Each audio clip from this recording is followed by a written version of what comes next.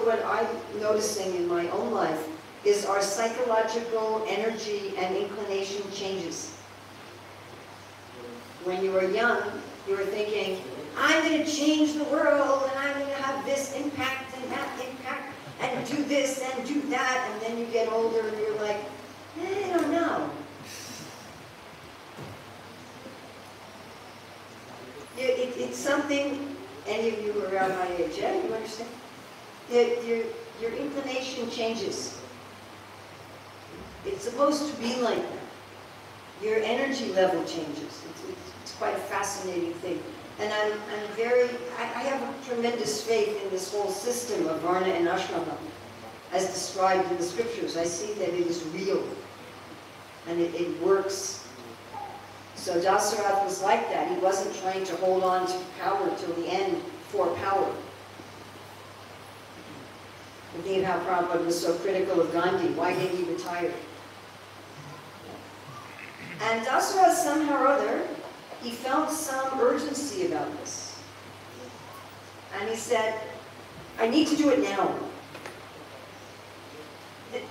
Feeling a great urgency about things is also a little dangerous, by the way. And he said, let's find a good time. Okay, we'll do it tomorrow. And just big announcement, we'll do it tomorrow. So everybody was happy, except for Mantra. She was the only one in the whole kingdom who was unhappy. My dear friends, you will never please everybody. Sometimes we say if you please Krishna, you please everybody, but not directly. If you try to please Jivas independently, it will not work. So Mantra was not happy. She decided that this decision was an insult to her, basically. She was really concerned about herself, do you understand? That her own position would be diminished. But she couched this as it's an insult to my mistress, to Kaikeyi. So many times our ego reacts like that. Something happens and we think, oh, I've been insulted. And she also acts very precipitously. She doesn't act with good intelligence or good thought. She just acts. And it took her a while, but she eventually convinces Kaikeyi that the situation is a catastrophe. And this is really, a good example of bad association. Of course, this is Leela, but still we have some idea of bad association. Even you're the mother of God.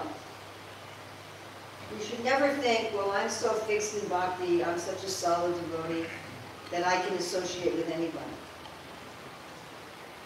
And then, Kaikeyi, she goes and sulks, and she says to Dasarath, you promised me anything.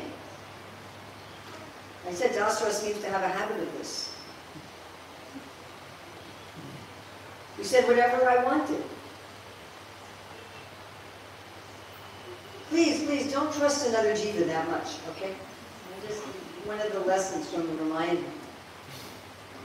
Whatever you want. She says, all right, I want my son to be the king, and I want Ram to be banished for 14 years.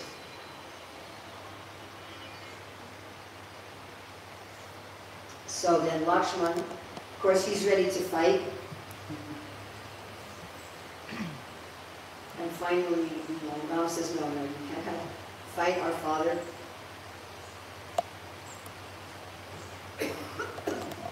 So Lakshman says, then I'll come. And Sita says, then I will come. And Ram's like, no way. And she's like, I'm sorry. Even in our modern Western wedding vows, you say, right, for better or for worse, in sickness and health, richer or poorer. You don't know. I mean, the day after the wedding, your spouse can be in a car accident, crippled for life. And you don't say, well, I'm out of here. Right? So she says, I'm sorry. I'm not just faithful when you're the king.